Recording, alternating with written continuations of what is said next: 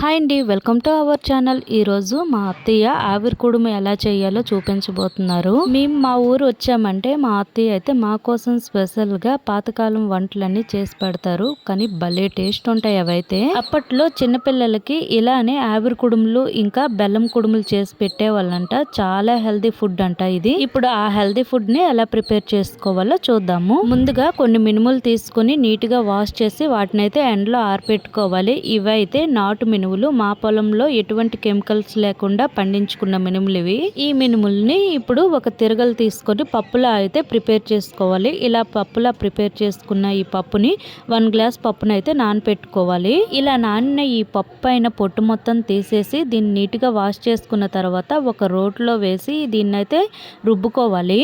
ఇలా రోట్లో వేసి ఈ పప్పునంతటిని కూడా రుబ్బుకున్న తర్వాత ఇందులోనే కొంచెం సాల్ట్ వేసుకొని రుబ్బుకోవాలి. ఇలా సాల్ట్ వేసి రుబ్బిన తర్వాత మనకి ఇంకా చిక్కగా అనిపిస్తే కొంచెం వాటర్ వేసుకొని రుబ్బుకొని దీన్ని అయితే ఒక బౌల్ తీసుకోవాలి. ఇప్పుడు ఆవిరి కుడుము ఎలా ప్రిపేర్ చేయాలో చూసేద్దాము. మేము ఇక్కడైతే కట్టెల పొయ్యి పైన ఆవిరి కుడుము అయితే పెడుతున్నాము. ముందుగా ఒక మట్టి కుండ తీసుకొని అందులో కొన్ని వాటర్ అయితే వేసుకోవాలి. వేసుకొని ఒక క్లాత్ దానిపైన చుట్టి మరి ఒక క్లాత్ దానిపైన వేసి దానిపైన నీళ్లు చల్లాలి.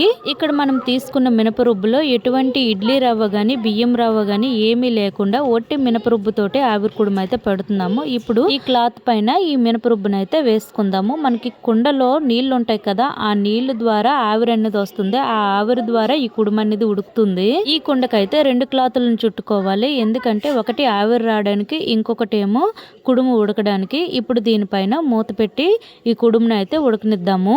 మేము ఎప్పుడైనా మా ఊరు వచ్చామంటే మా అత్తయ్య గారు అయితే మా కోసం స్పెషల్ గా ఆవిరి కుడుము ఇంకా నాటుకోడి సరిసేవ అనేసి 2 స్పెషల్ రెసిపీస్ చేసి పెడతారు. ఈ 2 కాంబినేషన్ భలే టేస్ట్ ఉంటుంది. వీలైతే మీరు కూడా ఒకసారి ట్రై చేసి చూడండి. మీకు కనుక ఈ వీడియో నచ్చినట్లయితే లైక్ చేయండి, షేర్ చేయండి, సబ్స్క్రైబ్ చేసుకోండి. మరికొన్ని వీడియోలతో మళ్ళీ కలుద్దాం. Thank you for watching.